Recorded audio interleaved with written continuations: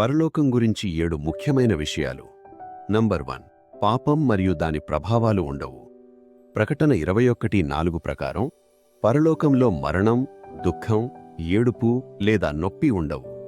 దేవుడు ప్రతి కన్నీటి చుక్కనూ తుడిచివేస్తాడు. అక్కడ ఆసుపత్రులు, పోలీసులు లేదా యుద్ధాలు ఉండవు. నంబర్ 2, వివాహాలు ఉండవు. లూకా 20:34-36 ప్రకారం పరలోకంలో మనుషుల మధ్య పెళ్ళిళ్ళు ఉండవు. అయితే దేవుని ప్రజలందరూ యేసుక్రీస్తుకు వధువుగా ఉంటారు. ఇది భూమిపై ఉండే వివాహం కంటే చాలా గొప్ప సంబంధం. నంబర్ 3, జనపదాలు మరియు పరిపాలన ఉంటాయి. కొత్త పరలోకం మరియు భూమిలో వివిధ దేశాలు ఉంటాయి, కాని అవి పాపం లేనివిగా ఉంటాయి. దేవుడు నమ్మకమైన తన సేవకులకు అక్కడ పరిపాలించే అధికారాన్ని మరియు కిరీటాలను ఇస్తాడు. నంబర్ 4, పరలోకం చాలా పెద్దదిగా ఉంటుంది.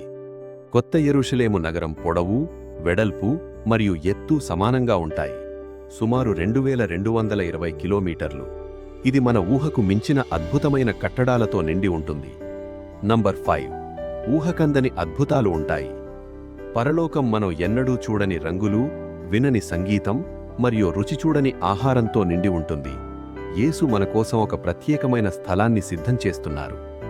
నంబర్ 6, దేవుని ముఖదర్శనం.